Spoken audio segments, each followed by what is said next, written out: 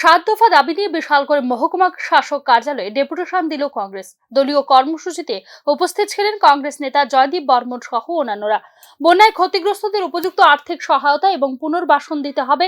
Survey করে সেই report অনুযায়ী ক্ষতিগ্রস্ত কৃষক ও অন্যান্য শ্রমজীবী অংশের মানুষকে দিতে হবে আর্থিক প্যাকেজ। এরকম 7টি দাবি নিয়ে কংগ্রেস ডেপুটেশন দিয়েছে বলে জানান কংগ্রেস নেতা জয়দীপ বর্মন। অভিযোগ করে তিনি বলেন, এত বড় বিপর্যয়ের পরেও ক্ষতিগ্রস্ত মানুষের জন্য কোনো ধরনের বিশেষ আর্থিক প্যাকেজ ঘোষণা করেনি কেন্দ্রীয় সরকার ও রাজ্য সরকার। বিশালগড় মহকুমায় বন্যায় প্রকৃত ক্ষতিগ্রস্তরা কোনো ধরনের আর্থিক সহায়তা পায়নি বলেও দাবি করেন তিনি।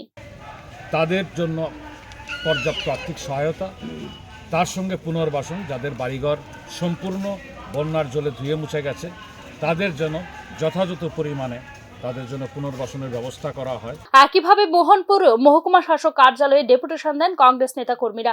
7 দফা দাবি নিয়ে দেওয়া হয় ডেপুটেশন, যার মধ্যে মূল দাবি হলো বন্যায় ক্ষতিগ্রস্তদের উপযুক্ত আর্থিক সাহায্য ও পুনর্বাসনের ব্যবস্থা করা।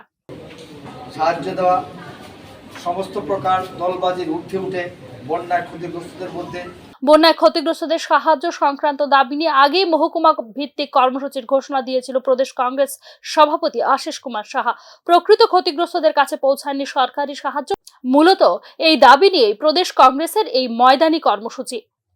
Bureau report, news now.